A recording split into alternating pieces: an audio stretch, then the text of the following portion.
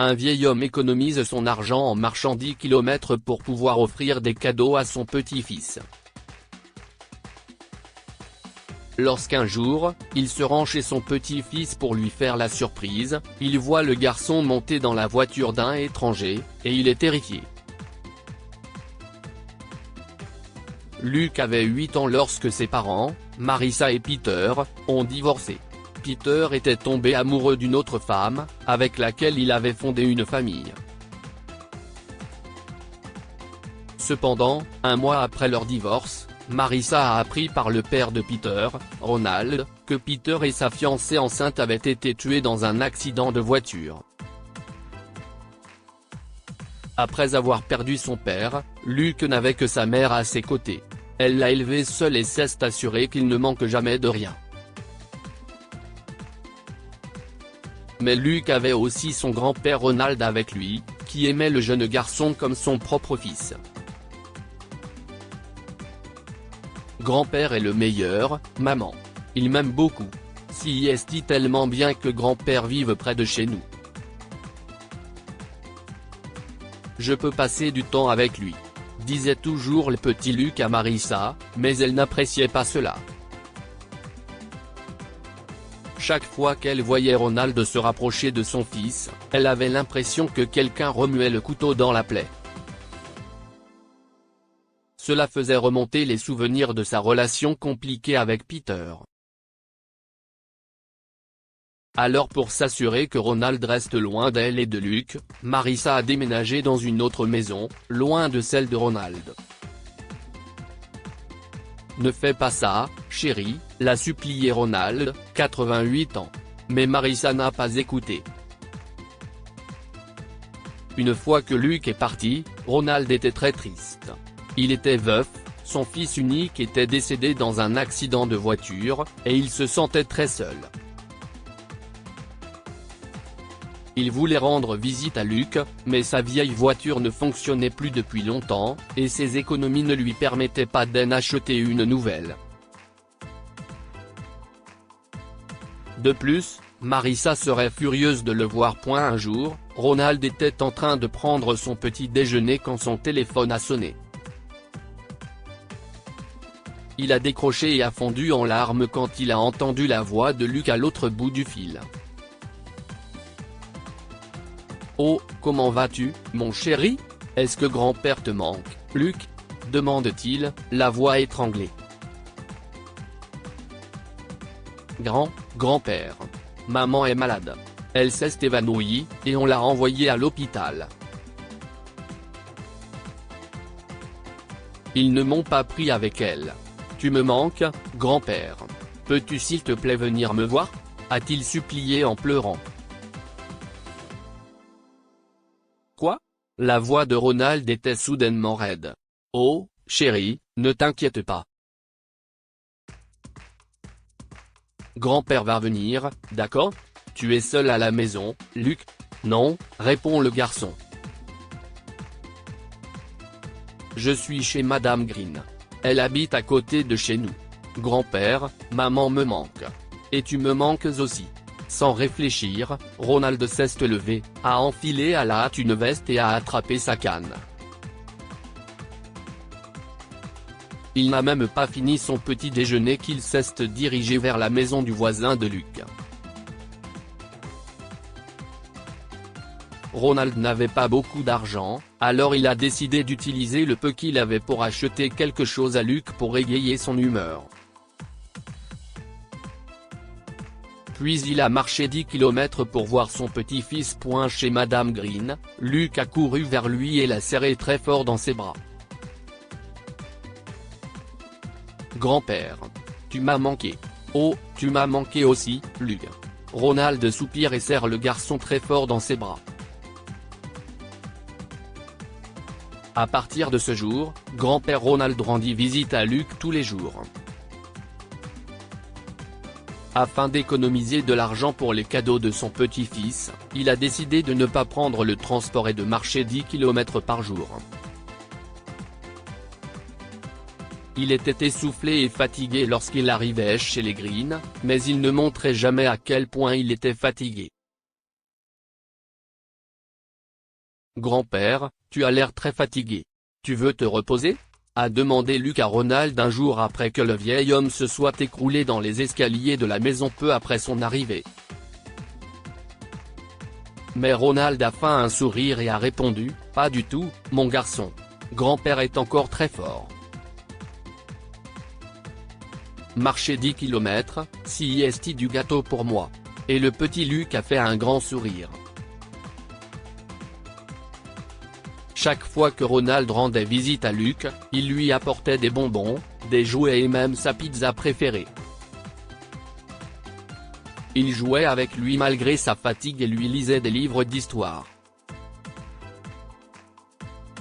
Sans compter que marcher 10 km par jour à 88 ans n'était pas une plaisanterie, mais Ronald le faisait par amour pour son petit-fils.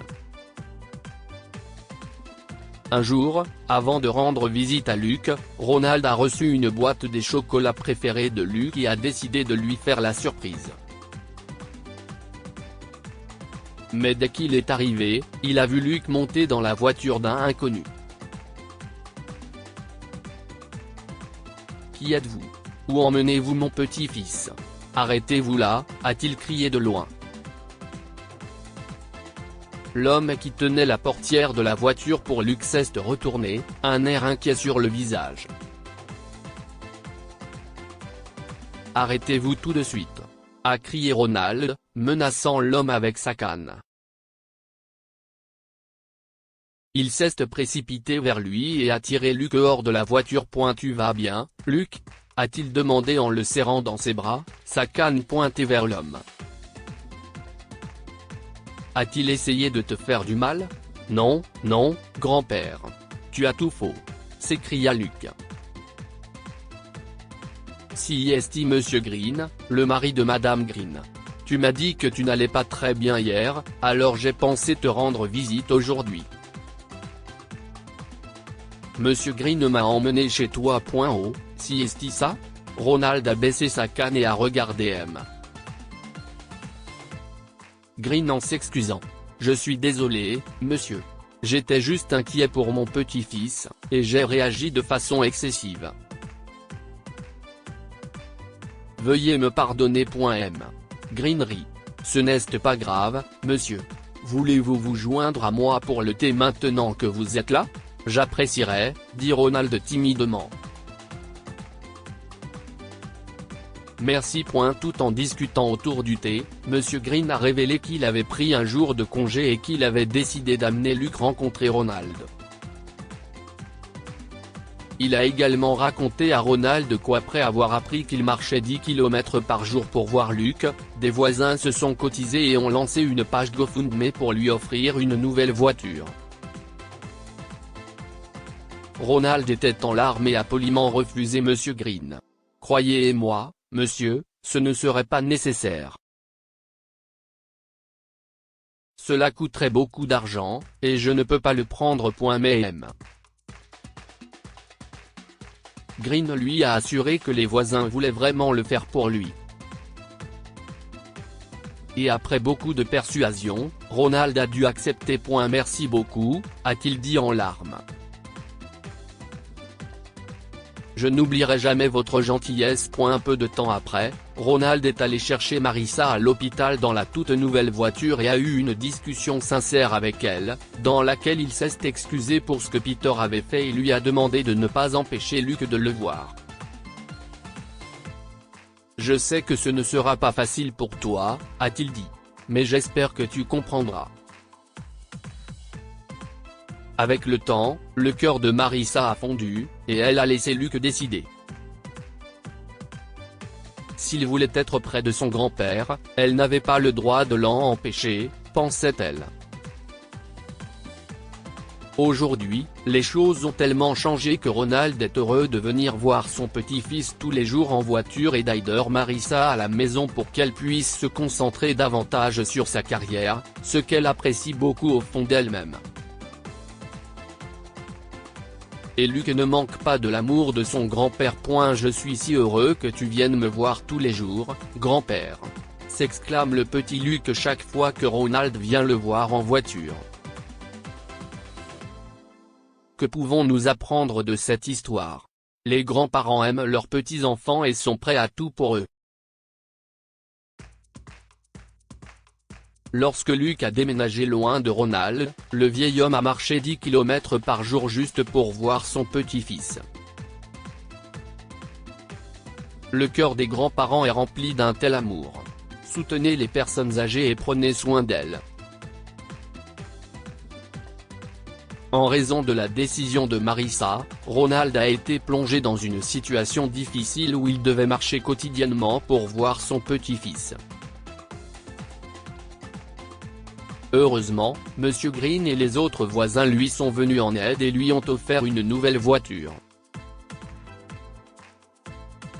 Partagez cette histoire avec vos amis.